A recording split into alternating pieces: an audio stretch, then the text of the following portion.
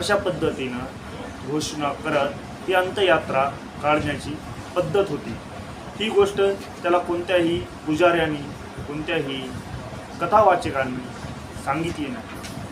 अशा लॉजिकली गोष्टी आत्ताच्या पिढीला पाहिजेत आणि ती गोष्ट आपण ह्या आत्ताच्या पिढीला देऊ शकत नाही। त्यामुळे हे असे प्रॉब्लेम्स आपल्याला सामोरे जावं लागतं, असल्या प्रॉब्लेमच्या आपल्याला सामोरे जावं लागतं आणि ह्याच गोष्टींना रोख देण्याचा एक मी छोटासा प्रयत्न करणार आहे।